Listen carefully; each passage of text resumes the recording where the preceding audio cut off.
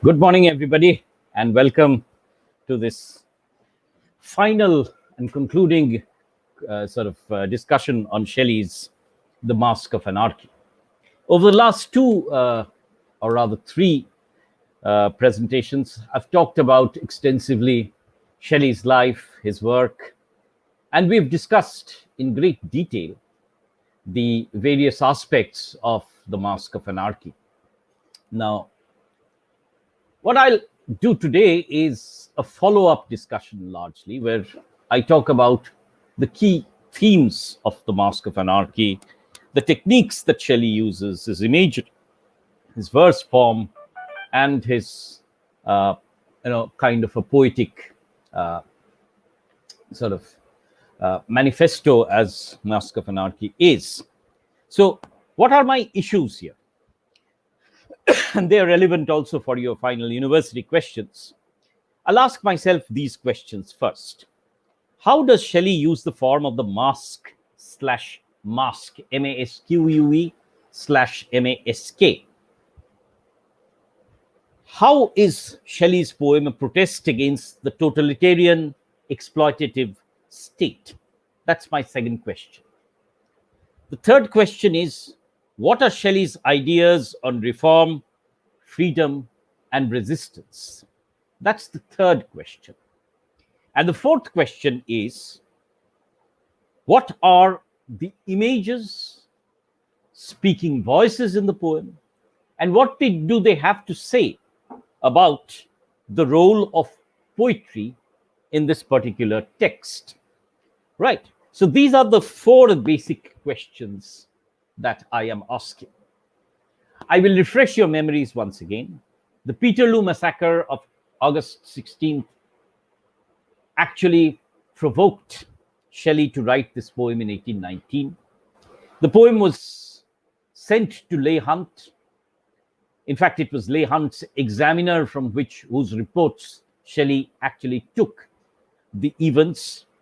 He was propelled to write something, but it was also sent to Leigh Hunt, who thought it was extremely provocative and subversive, and therefore held on to the poem, and it was published only after Shelley's death in 1832. Remember, Shelley died in 1829 almost.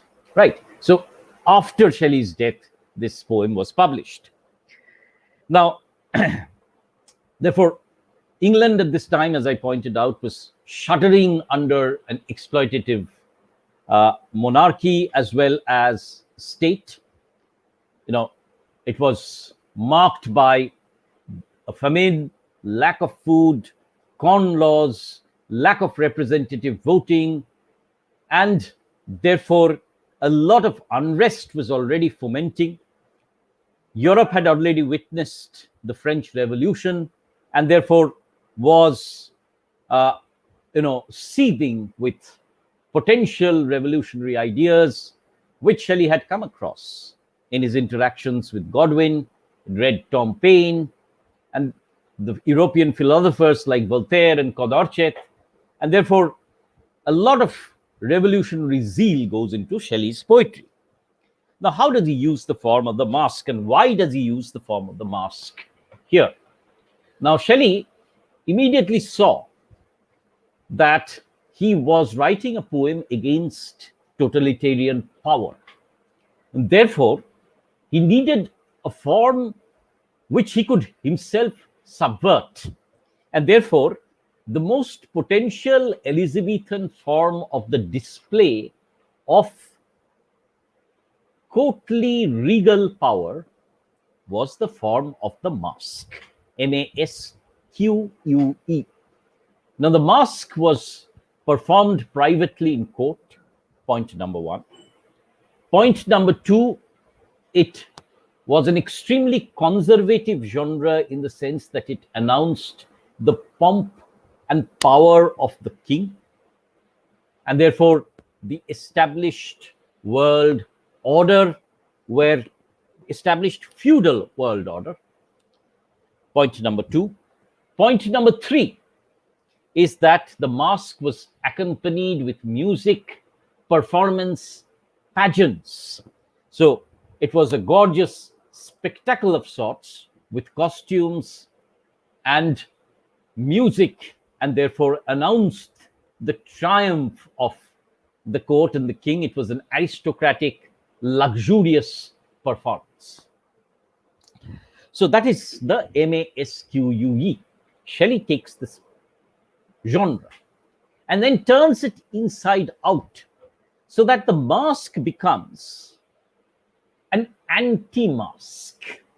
In the sense, in the anti-masque, there was a lord of misrule figure who would be accompanied by figures of unrest, chaos, against which the king's rule would be established. Now, why does Shelley use this form? Shelley saw that the regency, that's the reign of George III and IV, 1811-12 to 1820, was an era in which the repressive policies of the state were at its peak. And therefore, you had the three figures whom he refers to. And I'll come to that in a little while. But Shelley uses the masque, which is an announcement and a triumph of power, to actually undercut and show that the regency was a period of an anti-masque totalitarian regime. So the masque announced courtly power. Shelley's poem announced the abuse of this entire courtly, parliamentary, legal, religious power. Right? So if the state was idolized in the masque, then Shelley is, as it were, criticizing it extremely harshly in his Masque of Anarchy. So the masque is used and subverted. That's Shelley's point of using the MASQUE. But Shelley was also using the concept of the masque, MASK. Now, how does he use this? Shelley suggests that all these characters are in reality allegorical characters, as it were. Now, at a more simple level, they are wearing masks of MASKS, masks of social welfare, right? So the government is, as it were, pretending to be caring of its society, and that is why the metaphor that Shelley repeatedly uses is that of crocodiles, crocodile tears. Now, but Shelley points out, in reality, they are feeding on the people like swine. So the people are, as it were, fodder, flesh on which these people fatten, right? So in a sense, then, the entire state is hypocritic in that it professes to be for the people and by the people, but in reality, it is against the people and dedicated solely to the cause of a few people, right? So that is the masque. At the same time, it's a masquerade also. That's the word which Shelley uses. A masquerade would be a spectacular, kind of a gathering where everybody would be masked, right? So it was also, again, a spectacular procession. Now, in this procession, of course, you have murder, whom Shelley associates with the Foreign Secretary Castlereagh, who has initiated this entire riot act, the brutal suppression of the Irish, the brutal suppression of the people of England. So the repressive, violent military state masked as murder. Then comes the Lord Chancellor, Lord Eldon, who signifies fraud, who sheds tears that will turn people into slaves. So he is masked as fraud. And finally, you have the Home Secretary, Lord Sidmouth, who signifies hypocrisy and is masked, with Bible and religion. So, at one level, what this concept of the Masque does is to point out, the hypocrisy of the particular English politicians. At the same time, because these are masked people, MASKED, they also are allegorical in a certain way. An allegory, if you remember, is drawn from the word allos agrorium, where one thing stands for another. And therefore, this entire question of the poem not being restricted just to Shelley's time and to Shelley's England, although there are very strong suggestions of it. Now, this poem becomes an allegory about the machinery of the repressive state, right? The totalitarian state and how it functions with anarchy, fraud, murder, and hypocrisy, and how the various kinds of professions, especially lawyers and priests, become handmaidens of the masks, the pageant of anarchy, and how they surrender to him as God and Lord and King. So, in doing so, Shelley is exposing the nexus and the liaisons between the different organs of the totalitarian regime and how it appropriates every single institution of the state, including the bank and the tower, and seizes absolute control. In doing so, Shelley's poem is relieved or liberated from its immediate time and space and becomes a poem for all times. And it is therefore that Shelley has been used repeatedly as a trope in all anti-totalitarian movements, be it Gandhi, be it Martin Luther King, be it at Tiananmen Square in China. Shelley's poem, Masque of Anarchy, has come back again and again because it shows that, the totalitarian state has a grotesque mask, has a grotesque procession of anarchy, lawlessness, and totalitarian domination, the violation of all human principles. That is anarchy, and which is combined with the various institutions of state, military, violence, religion, law, parliament, and how gradually anarchy and total kind of totalitarianism is built upon appropriating the various organs of the state. As I said, and I referred to Althusser, if you remember, Althusser, Althusser, as to how the different institutional and cultural state apparatuses, the church, the propaganda machine, the finances, the banks, all facilitate in this process of totalitarian state regime. It is therefore that Shelley is using the form of the masque to unmask the ways in which the totalitarian state works. It's also pointing out to the grotesqueness of this spectacle. It's pointing out to the kind of bloodshed it involves, to the chains that it sort of imposes upon the people. And finally, he's also using the masque, the pageant of state power, to unravel the real anti-mask of the state and the way in which a totalitarian state actually is a grotesque travesty of the use of power. That then is this issue about how Shelley uses the masque and the anti-mask.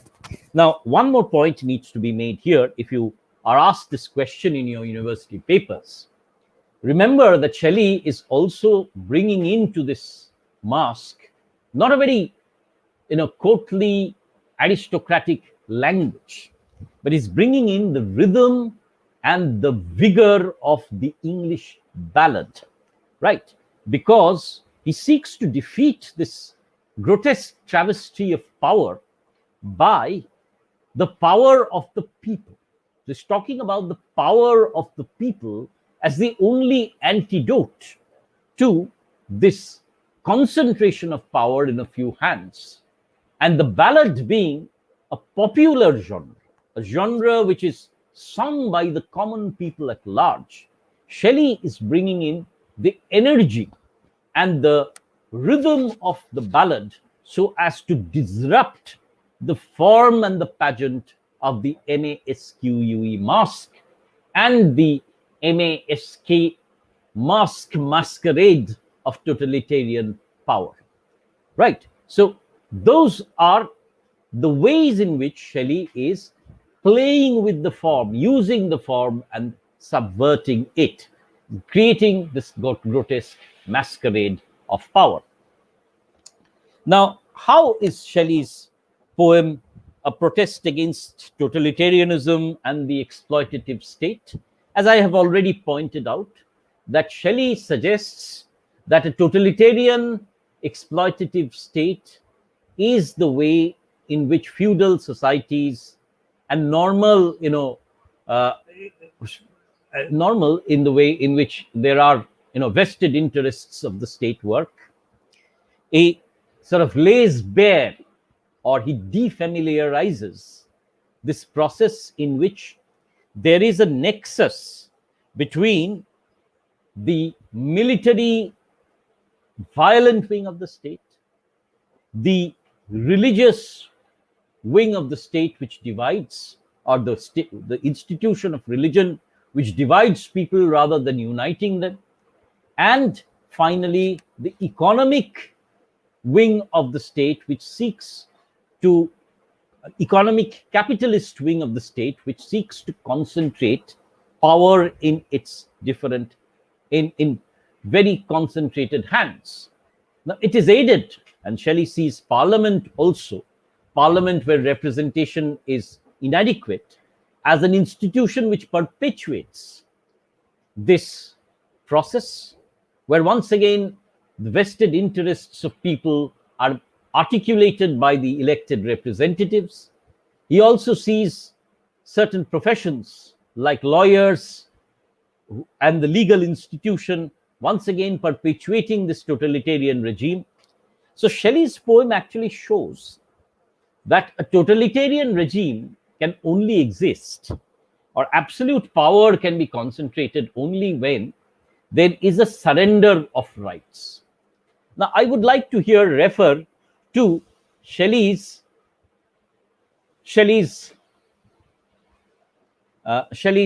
poem. I'm sorry. I'd like to refer to Hobbes's Leviathan, where Hobbes suggests that the sovereign can become a dictator or an absolute sovereign only when there is a mutual transfer of our rights to the sovereign, right? And in this case, all of these people together come under the sovereign, that is the totalitarian, as it were, ruler, surrender themselves so that they can take part in the exploitation of the common people, right? Now, Shelley's idea, of course, is that this process of anarchy involves the enslavement of the common people who are then disempowered. And what is slavery according to Shelley? Shelley says slavery is earning only that much, which allows you to sort of survive for the next day. So there's no security of life, there's no security of earnings, and therefore you live from day to day on the mercy of the people in power. Now, that is how Shelley exposes the nexus between different organs of the state, and how the different organs of the state prostrate themselves before this skeleton-like figure of anarchy. Shelley is also very interested in the ways in which violence is used as a state tool by the by the absolutist state, in the sense that it wades in seas of blood and steps on the bodies of people for its survival. So in that sense, Shelley's concept of anarchy, of the Masque of Anarchy, is marked by a collaborative process through which vested interests of the state come together to provide anarchy with the power with which he can pulverize the common people. So these are the people who sort of take part in the procession with anarchy, who then exploits in their company the rights of the disempowered classes. Right. So that then is the way in which Shelley's poem is interesting, in the sense that while it talks about the English monarchy, the English society of the early 19th century, it is in reality talking about also the process through which a state of absolutism can be established all across the globe. And therefore, Shelley's poem becomes a poem, as I said, allegorical for all time. Now, the other thing that I'd like to briefly talk about is, how power is seen as a kind of a machine, a grotesque machine which seems to, feed continuously. And we will talk about the imagery later on, but one of the things that you'll have to see and witness is the way in which food becomes a very interesting metaphor in this text. That the state is this grotesque machine which continuously kind of feeds over the carcasses and body and the blood of its own citizens. Right. Now, you might add, and Marx, of course, made this point, that Shelley would have been a socialist had he lived. But you need to also look at the way in which, revolutionary ideas seem to creep within Shelley. And Shelley was looking at the American Revolution and the French Revolution, both of which were violent in nature. But then again, when he talks about the Masque of Anarchy, there's a lingering and a subterranean fear also, an anxiety also, about a counter violence that will unleash a state of absolute chaos, like the French Revolution did. Therefore, Shelley's poem is in reality, therefore, marked by two kinds of anarchy. One is the anarchy which is let loose by the totalitarian state, be it Tsarist Russia, be it sort of France under Louis, be it South Africa under apartheid, be it the totalitarian regime of the communists. But there's also another kind of anarchy where Shelley is a little anxious about, is the anarchy let loose in a counter-revolution which is violent and which therefore breeds its own sense of lawlessness. Therefore, I come to my third question, is what are Shelley's ideas on reform, freedom, and resistance? What kind of freedom does Shelley want? And what is going to be the mechanism of resistance and the earning of such freedom? Now, Shelley recognizes one thing, that the common people are huger in number, yea, are many, whilst the exploitative class is fewer. Yea, are many, they are few. And therefore, Shelley's entire rationale is that if this body of people who are pulverized and made slaves without food, shelter, and without wisdom, then if they can be sort of roused in a state of controlled anger, like lions free from their slumber, right, and shake their slavery like dew, it is only then that a state of freedom and a state of welfare can be achieved. Right. But then, what is this state of freedom? And Shelley says that this state of freedom is marked by,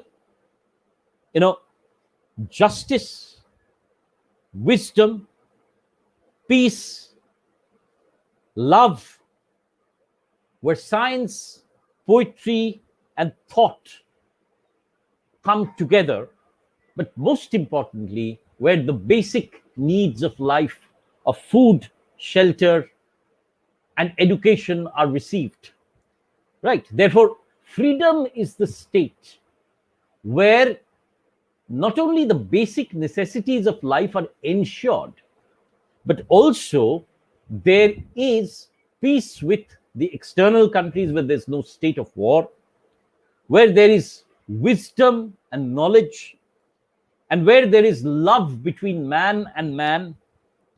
And this, Shelley says, can be achieved through three things. One is science, because science can provide us with the welfare, with the mechanisms of welfare. Thought, ideas, and innovations which can bring out this change. And mediating between science and thought is the power of poetry, which can create potential utopias and protests. So, on the one hand, Shelley's poem is a poem of protest. At the same time, Shelley's poetry is also a poetry of utopia, which can dream of this force that suddenly arises between hope and anarchy and causes the death of anarchy and the empowerment of hope. So that force is the force of illumination that only poetry can bring. So therefore, poets becoming the unacknowledged legislators of the world, because the poet can conceive the harmony within society that no other force can really bring together. And then this freedom is articulated in the shape of this great assembly under the blue sky, where people from all wakes of life and all parts of England can congregate. So this idea of freedom is an inclusive idea of a democratic freedom, which is classless, in the sense that it brings people from all classes, genderless in the sense that it also involves the women, and finally, that it also involves people from all parts of England. So Shelley is not only talking about the English as such, he's also talking about the Irish and the Scottish, who can be brought together under that sky. But more importantly, what it means, therefore, is people from all wakes of society. In South Africa, for example, the white and the black population. In India, for example, the people from different parts of India and different classes of society. So Shelley's idea of freedom is this great assembly where everybody can participate in the spirit of mutual exchange. Now, how is this to be achieved? And Shelley says that this movement from anarchy, totalitarian anarchy, to a cohesive idea of freedom is not easy. So it will pass through three stages. One is that there will be violent reprisals, as we had seen in the Peterloo massacre, which is the way in which the state will lash out against this freedom movement. We saw that in Amritsar also, in the Jallianwala Bagh massacre. Now, what does then this protest do? What is the form of this protest, of this resistance?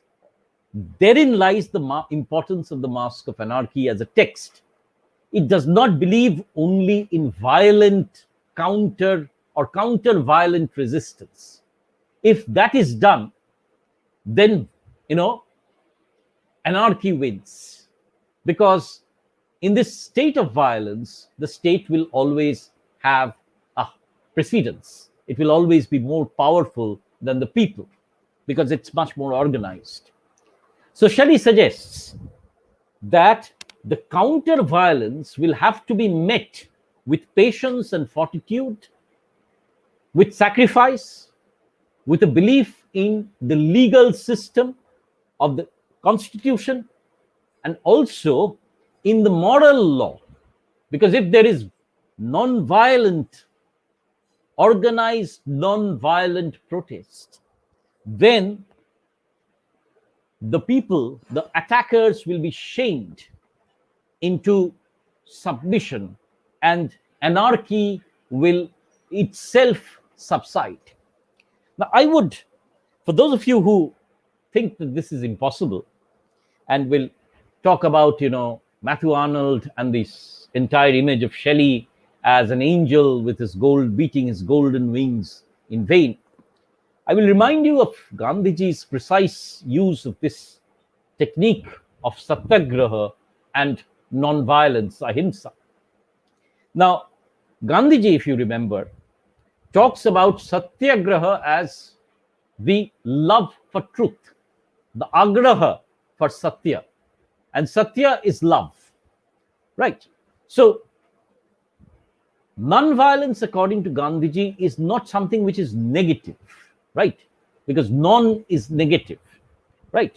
It is a state of absolute ahimsa or love, whereby it is marked by fortitude, it is marked by the love for one's people, and it is marked by the resolution not to be violent in any action to the other.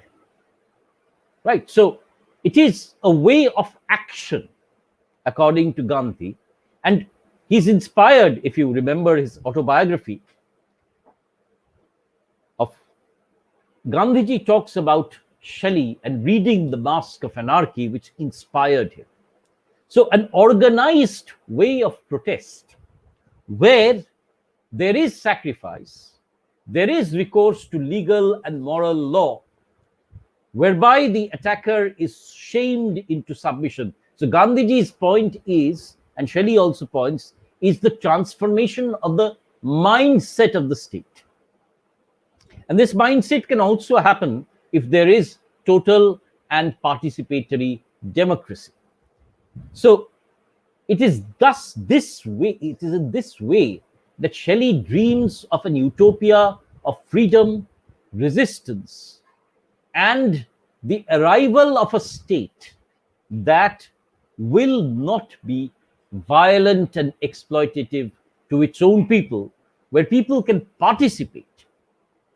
Now, I'd like just to add here an anecdote about China and Japan, which Gandhiji uses in his writings on ahimsa.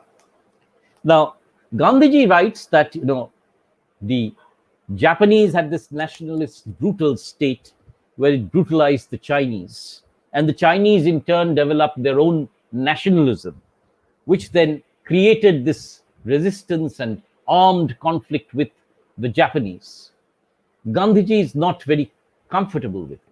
He said if there are 2 million Chinese, out of which 1 million would have, resisted the Japanese peacefully and the Japanese could have butchered them, even then the Japanese would have been forced in the face of this non-cooperation to move back. And the other 1 million Chinese could have then, lived a more dignified, and their existence and their protest would have been much more substantial. Now, whether you agree with this or not is a personal choice. And you see, of course, you have this ambiguity within Shelley's poetry also, because when Anarchy dies, we see hope coming back or walking with her ankles deep in blood. So when that, light, when that force has arisen between Anarchy and hope, when that force which defeats Anarchy has arisen, we're not really sure whether no violence has occurred. But in the Masque of Anarchy, Shelley does talk about a kind of non-violent, passive resistance, a shaming through resistance, a resolute kind of an action which, through its shaming of the soldiers and of the repressive state, can create an alteration. But that can only be brought by freedom, and freedom where all kinds of people can participate. So Shelley is bringing in this poem becomes a kind of a movement for reform in terms of the electorate, participatory democracy, it argues for a state that is of welfare, which will provide food and security to its people rather than wreak violence upon it. Now, there's one more question that I would like to talk about in this text, and this is going to be the last question that I really discuss is an analysis of the imagery and the speaking voices in the text. If you look very carefully at this poem, then this poem has several kinds of clusters of images. The first cluster is, of course, associated with the grotesque. So you have this very grotesque masquerade of the skeleton figure of Anarchy. You have the sword, you have the bayonet, you have the imagery of blood, you have the imagery of chains, shackles, you have the imagery of the poor wasting away, the body emasculated, time palsied, right? So images of disease, grotesqueness, and death that are associated with anarchy, the totalitarian state, which leads to the withering away of man in general. That's one cluster of images. Then comes another cluster of images which are associated with, again, the repressive state. This cluster of images deals with food. You see, in the way in which there is lack of food in the common people, for the common people who are then emaciated, who then diseased, who then are broken, and the presence of flesh. And this is very interesting because Shelley himself was a non-vegetarian at this point of time. From 1812 onwards, he had taken to vegetarianism, and therefore this feeding of flesh was seen as a kind of a grotesque act to Shelley. So anarchy, the totalitarian state, murder, fraud, and hypocrisy feeds upon the flesh of the people, upon the dead flesh. There's reference to swine, and there's reference to children who are, being burdened and who are then being consumed by anarchy and its forces. So the state is seen, once again, the repressive state is seen as this gigantic, monstrous body which survives and thrives by feeding on the flesh of its own people. So there is the suggestion of a strong cannibalistic element to the state, right? And therefore, you also have clusters of images which deal with animals.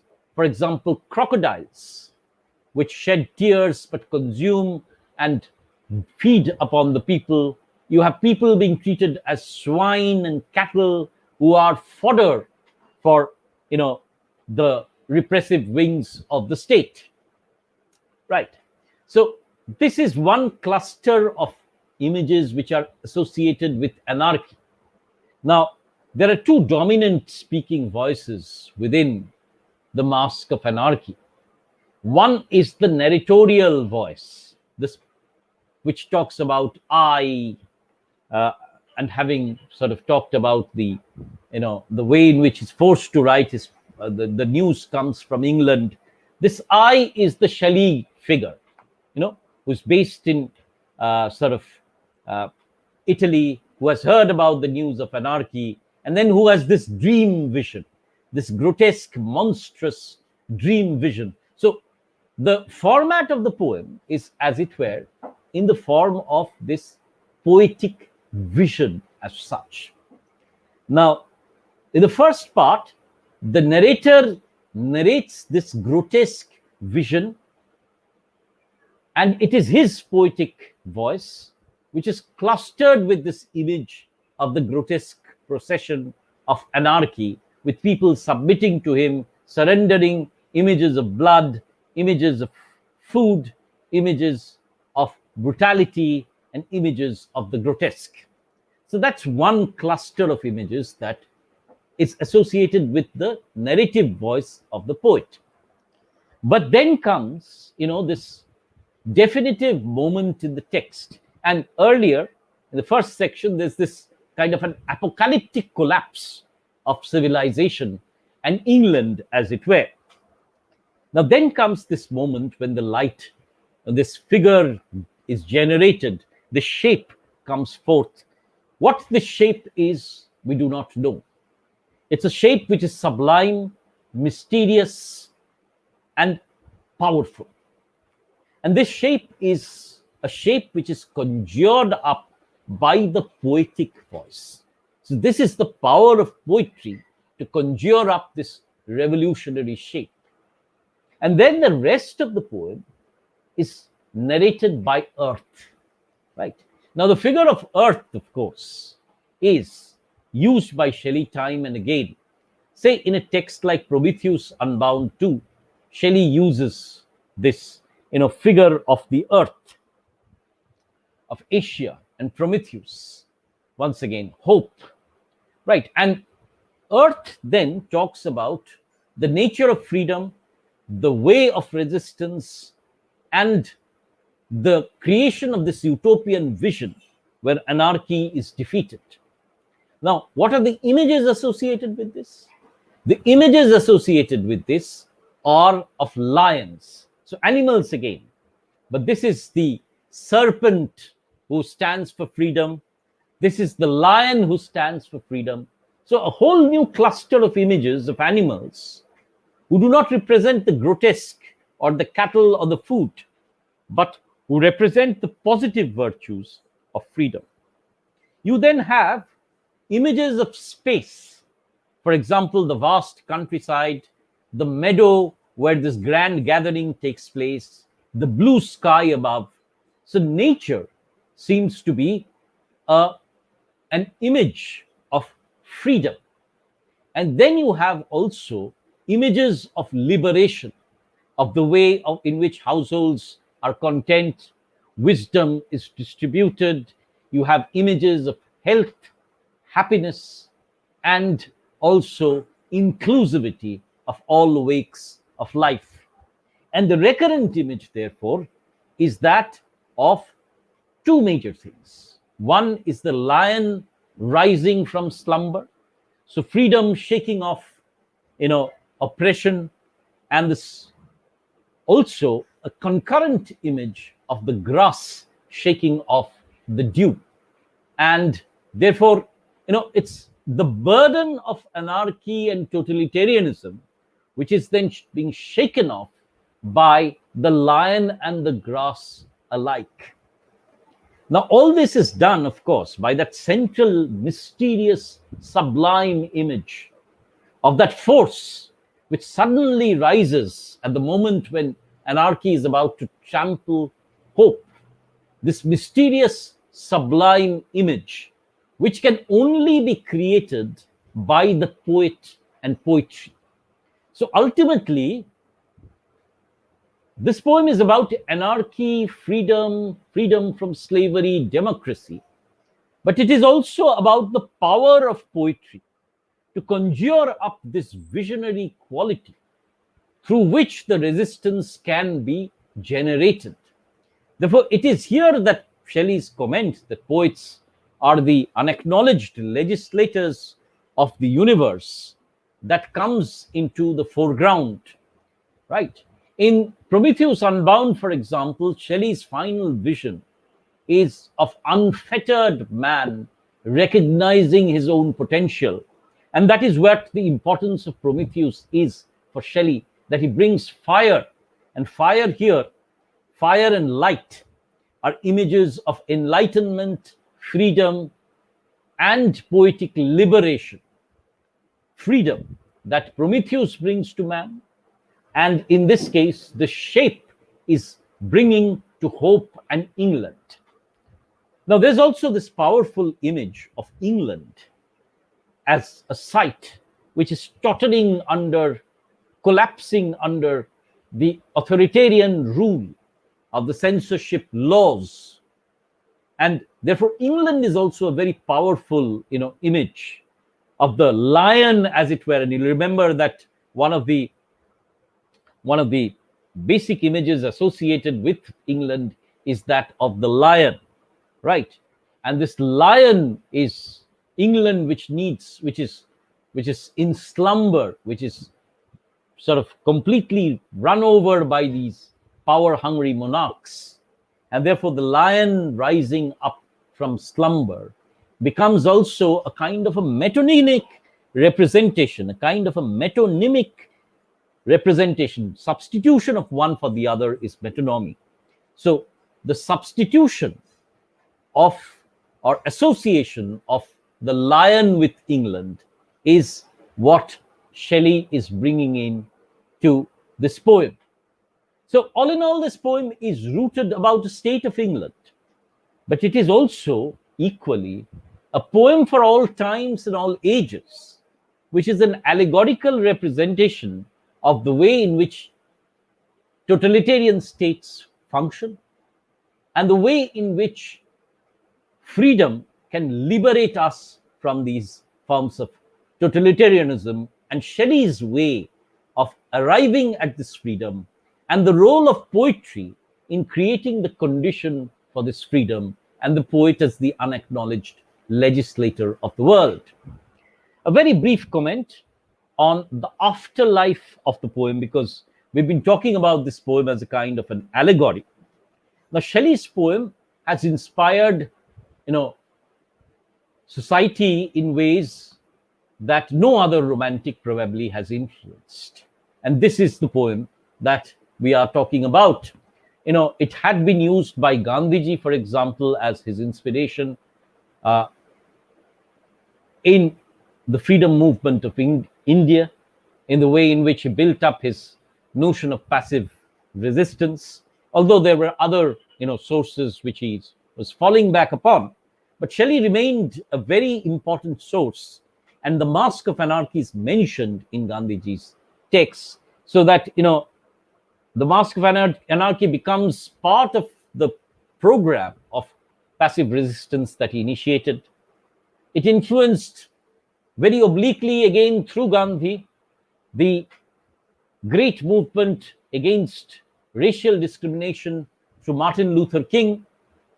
It influenced Nelson Mandela in his movement against the apartheid state of South Africa, in winning over the rights of the black people through passive resistance, once again, non-violence as a mode of protest. It was used as a motive in the Tiananmen Square movement. It was used very recently, interestingly, in the Tahrir Square movement in the Middle East, in Egypt, against the despotic state led by the rulers. And it has become, those lines like lions after slumber have become, catchwords in music and songs repeatedly. You will, of course, also know that Peterloo is once again a theme that has generated a more recent film. So, all in all, Shelley's poem, paradoxically, has had a tremendous afterlife, practically because Shelley is moving into the mythical. And once he's moving into the mythical and the allegorical, he's liberating this poem from just its immediate context, its time and space, and making it relevant for all totalitarian states and all resistances under the totalitarian states for all times. It is thus, you see, that I chose to discuss the Masque of Anarchy as part of the Vishwabharati syllabus, because I felt that, it's a poem that is not only restricted to the history of literature, but it is also very integrally related to the history of our times. Shelley's poem thereby lives. A poem that was written in 1819, prompted by a particular massacre, is equally relevant when such massacres happen and even when such totalitarian regimes take place. So, all in all, we've discussed the form of the masque in Shelley's and Shelley's use of imagery and his use of the ballad kind of a form to energize the people and talk about inclusive democracy and resistance. We've seen how Shelley sort of exposes the nexus between the different organs of state to create a totalitarian regime of anarchy, absolute lawlessness. We've talked about Shelley's ideas about reform, freedom, and the modes of resistance. We've talked about the images and the speaking voices and the role of the poet in the Masque of Anarchy. And we also very briefly touched upon the, uh, the afterlife of Shelley's poem and why it remains so crucial in our times as well. It is with this therefore, that I bring this discussion of the Masque of Anarchy to a close. We've had this over 3 different sessions, 3 different lectures, and I thank all of you who have joined in this discussion. And this also gives us an idea of the role of poetry in Romanticism, its visionary, its quality of the sublime, and the way in which it seeks to respond to the revolutionary urges of its time. One more discussion on Shelley, probably in our next session, we will talk about Shelley's two other poems by Shelley, rather. And they are the Ode to the West Wind and To a Skylark, two poems which once again reiterate this figure of the poet in Shelley and the function of poetry in altering and transforming the universe. But that is for another session. Meanwhile, I thank you for your patience and for having joined me in the course of this entire series of talks on the Masque of Anarchy. Thank you very much. And with that, I would like to end this live stream.